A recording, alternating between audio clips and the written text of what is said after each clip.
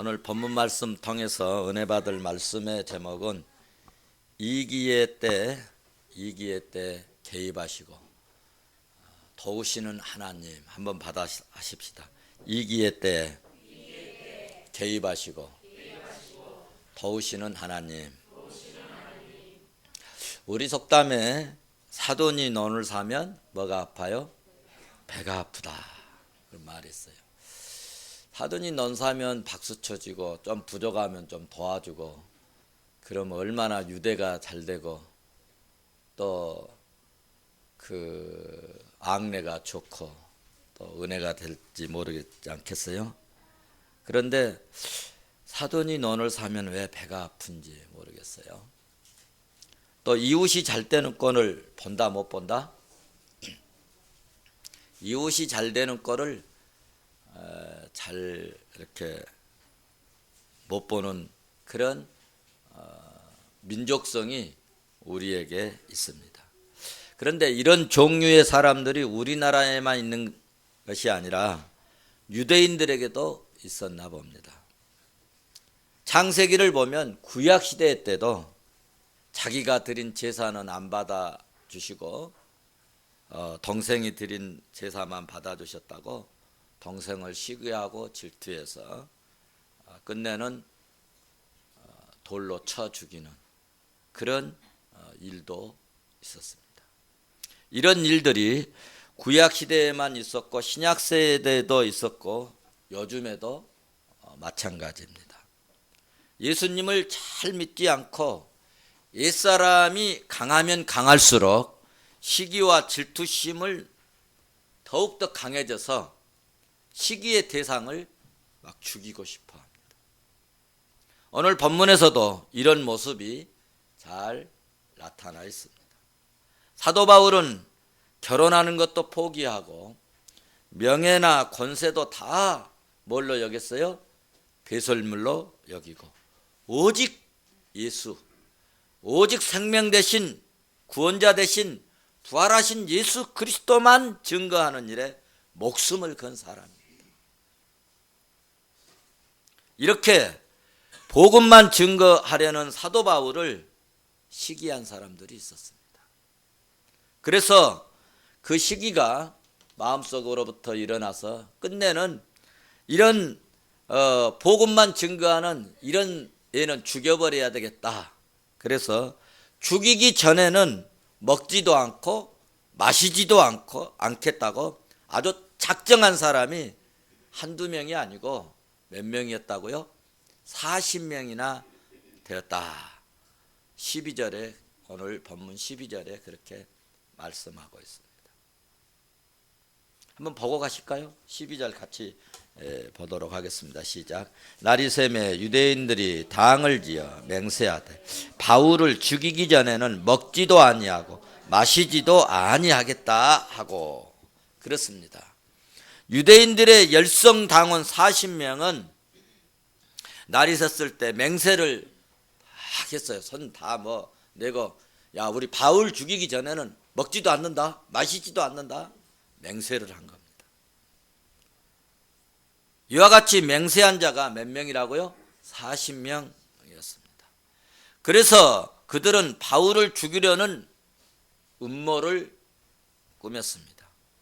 이 계획을 실행에 옮기기 위해서 그들은 먼저 로마 이 군병들이 지키고 있는 안토니아 요새 밖으로 바울을 유인해서 끌어내서 그래서 그 끌어낸 다음에 이제 죽여야 되겠는데 14절을 보시면 그들의 계획이 기록되어 있습니다. 14절 우리 한번 보고 가십시다. 14절 같이 봅니다.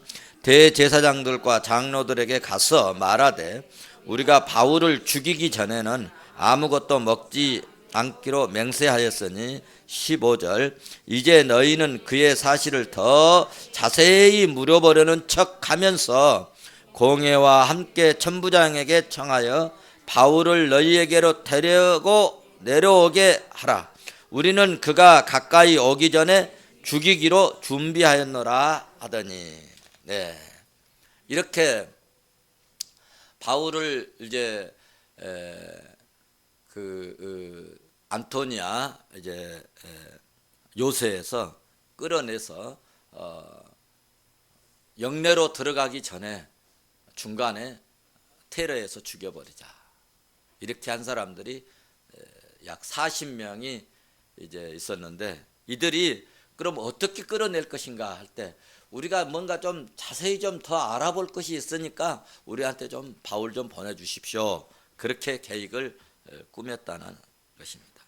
여기서 중요한 것은 이 안토니와 요새에서 성전 이 남쪽에 있는 사내들인 이 공회당으로 갈 동안에 예루살렘의 이 좁은 길거리, 여러분 예루살렘을 안 가보셔서 모르는데 이 예루살렘 이 성전으로 올라가는 길이 몇 군데가 있어요. 군데가 있는데 그 길이 이 차가 다닐 수 없는 조그만 골목길입니다. 지금도 그렇게 되어 있습니다. 그래서 그 우리가 성전에 올라갈 때도 저 밑에 쪽 건너편에다가 다 차를 주차하고, 그리고 이제 거기를 약 30-40분 걸어서 이제 올라가거든요. 그렇게 이제 좁은 길이기 때문에 조금 길에 타닥타닥타닥 이런 뭐라 그럴까, 상가 건축물 이런 것들이 있어서 가다가 골목, 그러니까 어느 골목에서, 지금은 전기불이 이렇게 밝혀져서 이렇게 좀 더 낫겠지만 그 당시는 캄캄하고 어두우니까 어느 시간엔 어느 대목에서 나와서 누가 테러하고 들어가 버리면 모를 그런 상황. 요즘은 CCTV가 있어가지고 다 보고 나중에 이렇게 검사해 보면 이제 좀 찾을 수도 있겠죠. 그런데 당시는 그런 일이 없었기 때문에, 그런 또 시설이 안 되어 있기 때문에 가는 길에 테러해서 죽여버리자, 이런 계획이었다는 것입니다. 성도 여러분, 이처럼 악인들은 하나님의 말씀대로 살려고 애쓰는 사역자나 성도들이나 일꾼을 파멸의 구렁텅이로 몰아넣기 위해서 가진 계략을 다 사용한다고 하는 사실입니다. 이런 상황에서 우리는 어떻게 해야 할 것인가? 이런 상황에서는 여러분, 그 어떤 사람을 의지하더라도 별 도움이 안 된다는 것입니다. 이럴 때는 여러분, 진짜 위급하고 진짜 위험할 때, 진짜 힘들 때, 진짜 고통스러울 때는요, 여러분 진짜 다 눈 감아버리고요, 주님을 붙드시기를 바랍니다. 하나님, 이럴 때는 어떻게 하면 좋겠습니까? 주님, 피 묻은 십자가 붙들고 제단에서 몸부림치면요, 그때 돕는 자를 보내주시고 협력자를 붙여주시고, 희한하게 전혀 전에 관계도 없는 사람이 나에게 협력하고 돕는 그런 결과를 가져올 수 있습니다. 그래서 이럴 때는 오직 주의 말씀을 믿고 의지하는 의지할 분은 오직 예수 그리스도임을 우리는 알아야 합니다. 그래서 주님은 11절에서 미리 이런 믿음을 갖게 하시려고 11절에서 미리 바울 곁으로 가셔서 말씀해 주신 것이 있죠. 뭐라고 말씀하셨어요? 담대하라. 너는 결코 죽지 않고 노마야에 가서 입성해서 복음을 증거하게 될 것이라. 미리 말씀해 주셨어요. 우리가 성경을 보면은요, 우리에게 필요한 말씀을 미리 다 해주셨어요. 하나님은 전지전능하시기 때문에 우리의 앞날과 미래를 다 아십니다. 그래서 미리 말씀을 다 주신 거예요. 성경을 읽어보면은요, 내 어떤 문제의 상황에 있을 때라도 우리에게 합당한 말씀이 반드시 성경에 기록되어 있습니다. 믿으시기를 바랍니다. 사랑하는 성도 여러분, 지금도 이 세상에는 이와 같이 우리 믿는 자를 혹은 사역자들을 혹은 주의 일꾼들을 이곳저곳에서 테러하고 죽이고 폭행하고 또 이렇게 테러하려고 하는 일들이 있다고 하는 사실을 우리는 알아야 합니다. 정말 우리나라는 어떻게 보면은 자유민주주의의 천국이어 가지고 나한테 조그만 불이익이 있으면 뭐 막 대들고 막 하는데 이 종교의 문제까지 이렇게 자유가 있어 가지고 뭘 어떻게 하든지 뭐 누가 별로 간섭하지 않고 그래서 우리가 오늘 이렇게 신앙생활 하는데도 굉장한 이렇게 자유성이 있고 편안한 신앙생활을 하게 돼서 여러분들이 잘 못 느끼는데 정말 이 극단적인 사이비 종교나 공산권이나 모슬렘 지역에서는 기독교인을 얼마나 악하게 핍박하고 또 테러하고 폭력과 폭발을 일삼고 어떤 곳에서는 산채로 불태워 죽이고 어떤 경우에는 도끼로 사지를 자르기도 하고 말로 다 할 수 없는 악행이 극악무도하게 이렇게 나타나고 있음을 우리는 유튜브나 또는 지상에 보도된 내용을 통해서 알고 있지 않습니까? 사랑하는 성도 여러분, 예수님 당시부터 지금까지 의인들은 대체적으로 핍박을 받았습니다. 이렇게 의인들이 받는 핍박을 통하여서 여러분 복음이 증거된 것입니다. 예수님께서 마태복음 5장 10절에서 12절까지죠. 의를 위해서 핍박을 받는 자는 복이 있나니 천국이 저희 것입니다. 나를 인하여 너희를 욕하고 나를 인하여 너희가 너희를 핍박하고 거짓으로 너희를 거스려 모든 악한 말을 할 때에는 너희에게 복이 있나니 기뻐하고 즐거워하라. 하늘에 너희 상이 크민이라. 그러니까 예수님께서 아직 공생에 들어가시기 첫 번부터 믿음의 사람들, 의인의 사람들, 말씀으로 살려고 복음을 위해서 전도하면서 사는 사람들, 그리고 하나님 나라를 위해서 사역하는 사역자들이 때로는 욕을 먹고 때로는 테러를 당하고 때로는 이렇게 핍박을 당하고 때로는 이런 고난이 있음을 이 예수님 이 공생의 이 첫 번 입문의 과정에서요 우리에게 지금 이런 현수막 붙여놓은 것처럼 지금 말씀해 주고 있습니다.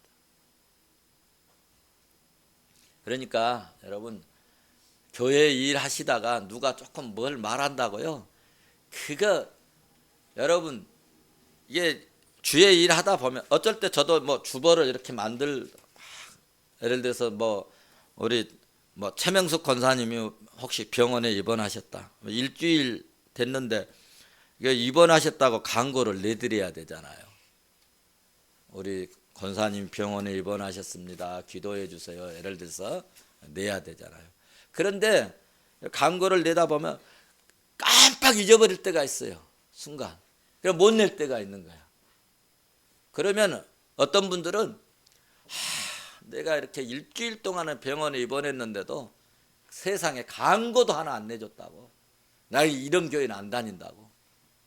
그러면 목회자가 어떻겠어? 가슴이 얼마나 아프겠습니까? 일주일 내내 기도는 했는데 광고가 빠져버린 거야. 그런 경우들도 여러분 없잖아 있어요. 혹시 나의 이름이 혹시 또 헌금도 말이죠. 다 여기 다 기록이 돼 있어요.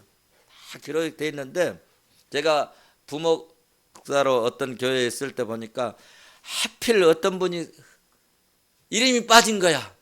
그러니까 예배 드리기 전에 그 막 전도사님한테 나하고 무슨 감정이 있냐고 막 그러면서 왜 나만 뺐냐고 그러신 분을 내가 들어봤거든. 주의 일하다 보면은요 본의 아니게 욕을 먹기도 하고 때로는 정말 핍박을 당하기도 하고요. 탁 나만 빼돌려 놓고 자기들끼리 목사님이 말이야 왜 저런 소리 자기들 한번 설교 한번 해보라고 1년 내내. 여러분 목회자는요 보고 들은 사람이라고 하는 것은 보고 들은 것을 말하고 싶어 하는 것이 이 인간이에요. 그래서 이 임금님 기는 무슨 기? 당나귀. 그 말 하지 말아야겠는데 그 말 하고 싶어 갖고 미쳐버리는 거야. 그 오직 하고 싶었으면 아무도 없는 데 가서 임금님 기면 당나귀 기라고 막 애치고 그랬지 않겠어요? 물론 그래서 어쩔 때는 뭐 이렇게 얘기가 나갈 때도 있고 또 저 얘기가 나갈 때도 있고 그럴 때 여러분들이 말씀을 들을 때 얼마나 마음에 괴로움이 있었으면 저런 말씀을 하실까 그렇게 받아주시면 얼마나 좋겠습니까? 그런데 이런 거는 또 아무것도 아니죠. 자, 일단 말씀으로 우리 돌아가서 정말 하나님께서 주님께서 핍박받고 또 고난당하고 욕도 먹고 또 거짓으로 너희 악한 말을 할 때 너희에게는 복이 있나니 기뻐하고 뭐 하라겠다고요? 즐거워하라. 그런데 여러분들은 이렇게 핍박하고 욕도 먹고 그러면은 기뻐하고 즐거워한 것이 아니라 삐지잖아. 삐져. 반대로 하잖아. 슬퍼하고 괴로워하고 나 시험 들었다 하고 나 속상했다 하고 나 이제 뭐 그러면 일 안 할 거라고 그러고 뭐 나 빼주라고 하고 안 그랬습니까? 우리는 안 그랬죠. 다른 교회 성도들은 그런다. 하늘에서 너희 상이 크미니라. 하늘에서 너희 상이 크미니라. 그러니까 성도 여러분 주의 일 하다가 누가 좀 뭐라고 한다고 위축될 거 없습니다. 왜냐하면 그것 때문에 나에게 상이 된 줄로 믿습니다. 주님을 위해서 일하다가 누가 태클을 건다고 속상해하지 말 것은 주님께서 오히려 기뻐하고 즐거워하라. 하늘에서 너희 상이 큼이라 라고 말씀했으니 오히려 여러분 파이팅하고 할렐루야 내주고 계속 더 가버리자는 겁니다. 그러면은요 여러분 이 마귀의 세력은 하다가 안 되면요 나빠져 버려요. 그래서 여러분 우리는 누가 뭐라 하든지 주의 일하다 저도 무슨 얘기 안 듣겠습니까? 성령이 알려주시고 주님이 알려주시고 감정이 알려주시고 또 영적으로 느끼는 것이 있고 여러분 눈빛만 봐도 나에게 별로구나.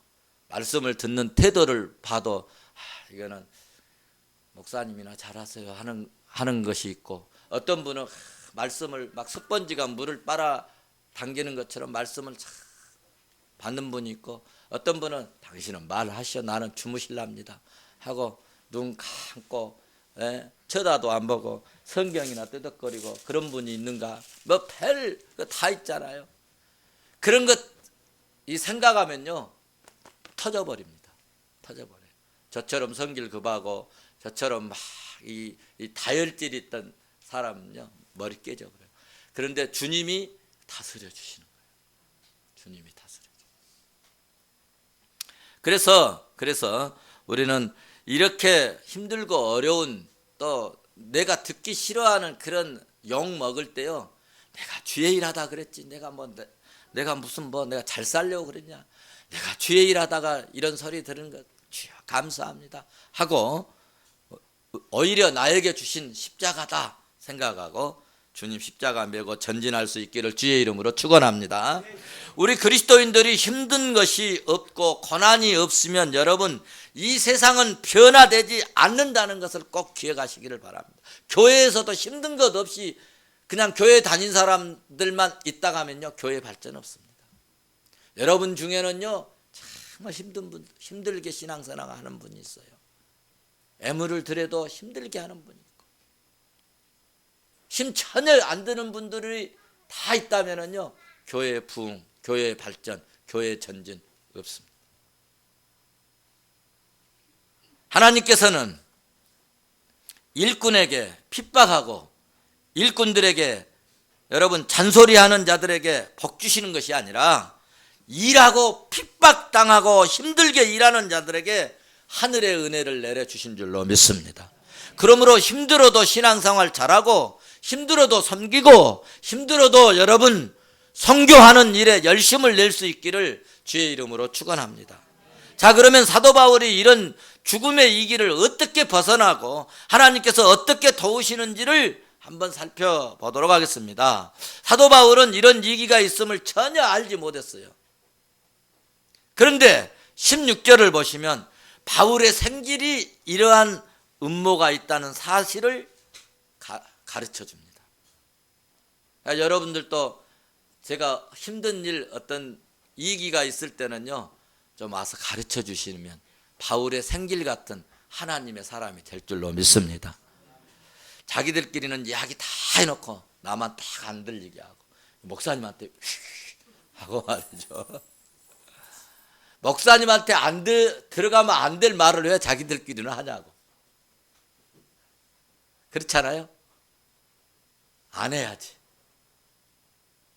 자, 그런데 오늘 바울의 생길은 16절을 봐보세요. 16절 같이 봅니다. 시작. 바울의 생길이 그들이 매복하여 있다함을 듣고 와서 영내에 들어가 바울에게 알린지라. 아멘.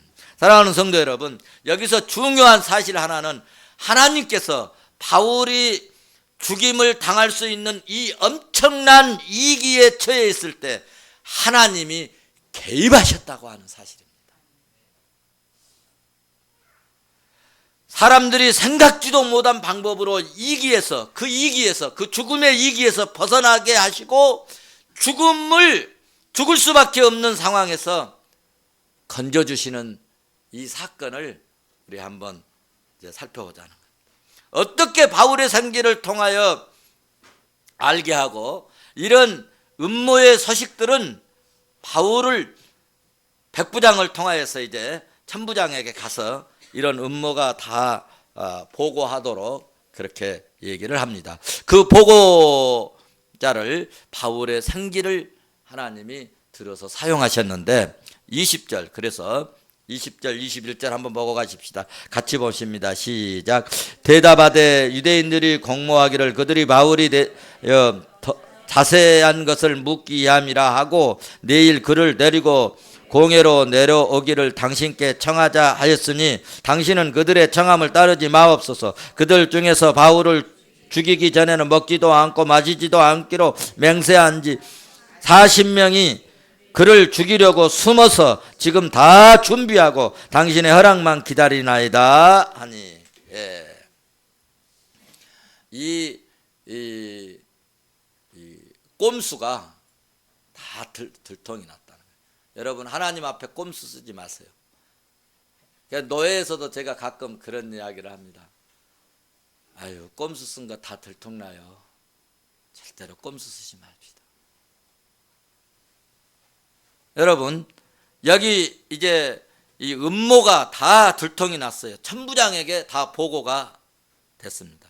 이런 보고, 천부장이 전혀 알지 못했던 정보를 듣고 천부장은 예수 믿지 않은 사람인데도 불구하고 여러분 바울을 도와주는 입장에 서도록 하나님이 마음을 주장해 주셨다. 참으로 신기한 일입니다. 때로는 하나님께서 불신자도 들어서 믿는 자를 돕고 일꾼을 돕고 사역자를 돕고 하나님의 일하는 일에 돕도록 붙들어서 쓰시기도 하신다는 사실입니다. 내가 할 일을 내가 안 하면요, 하나님이 다른 사람을 데려다가 반드시 쓰십니다. 내가 쓰임받기를 바랍니다. 그것이 복입니다. 그래서 천부장은 밤 3시에, 여기 이제 밤 3시라고 했는데 오늘 우리나라 시간으로 말하면 저녁 9시입니다. 저녁 9시에 그 야간 시간에 군대를 풉니다. 바울의 신변을 보호하고 바울을 지키도록 명령을 합니다. 그 내용이 22절에서 24절 말씀까지 기록하고 있습니다. 우리 22절에서 24절 한번 봐봅시다. 같이 봅니다. 얼마나 신나는지 모릅니다.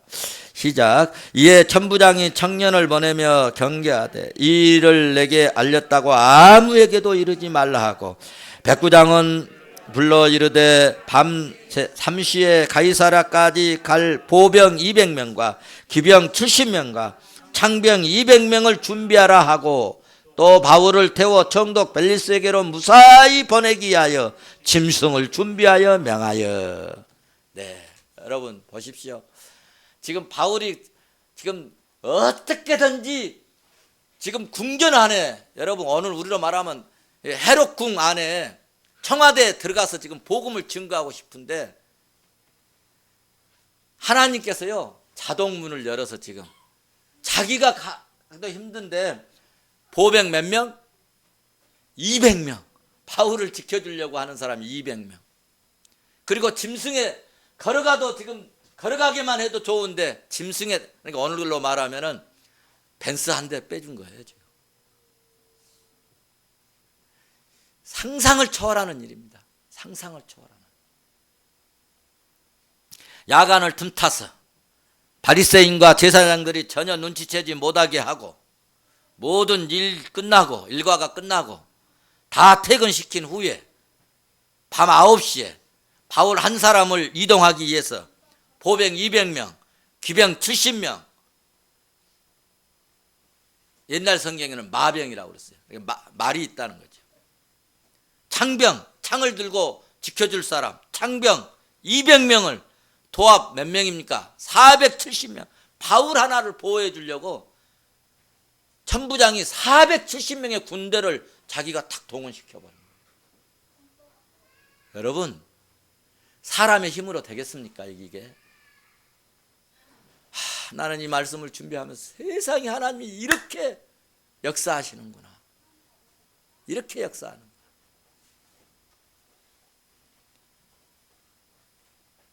바울을 안전한 곳으로 이동할 수 있도록 여러분 안디바드리까지 안내하고, 거기서 이틀날 영내까지 기병으로 바울을 말태워서, 요즘으로 말하면 말태워서 호송해 줬다는 거예요.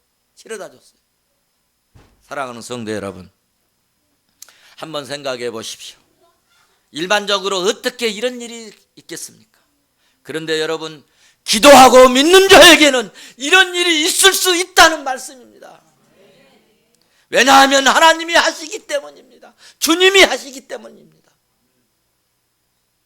하나님이 우리 일에 개입하시면 이렇게 우리가 생각할 수 없는 기적적인 방법으로 우리를 이끌어 가시고, 그래서 기독교는 신비의 종교인 것입니다. 하나님은 신비의 하나님이시기 때문에 여러분, 사자 굴 속에 사람들이 사자 밥 되라고 던져버렸어도 여러분, 거기서 사자 밥 되지 않고 살아나온 여러분 다니엘이 있었지 않습니까?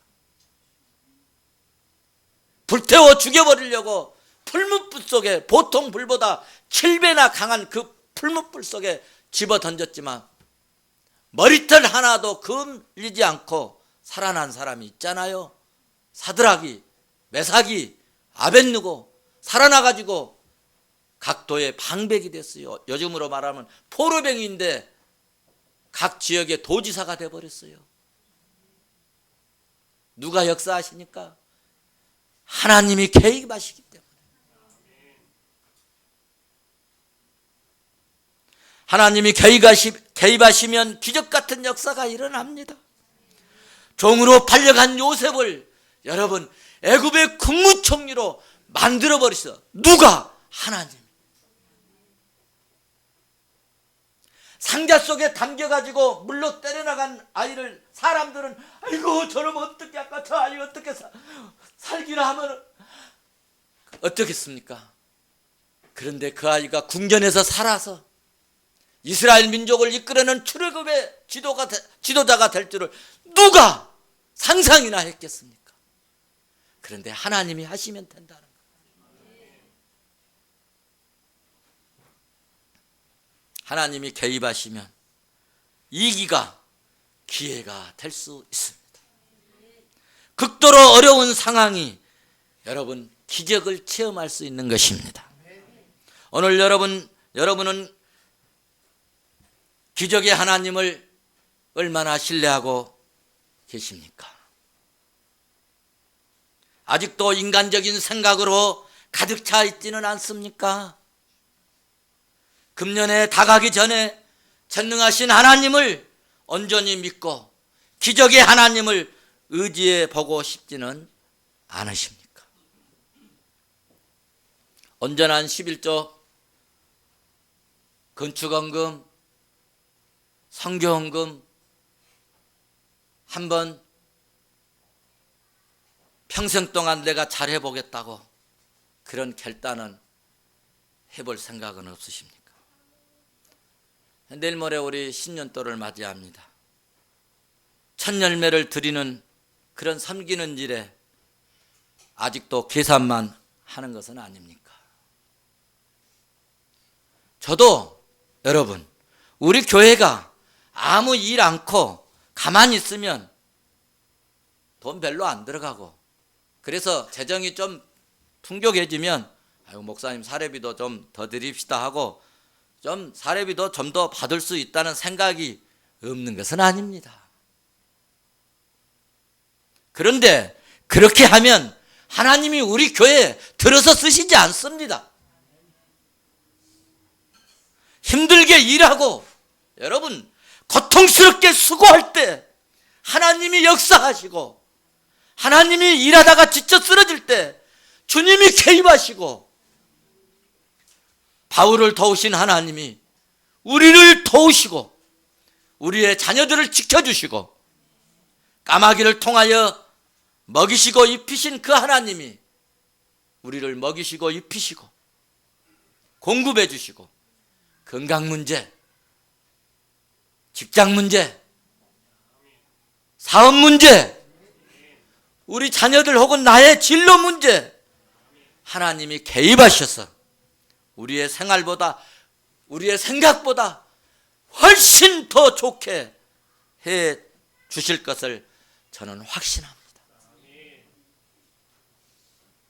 믿음으로 살았던 사람들이 한 번도 실망시킨 적 없으신 하나님인 것을 모두가 다 고백한 것입니다.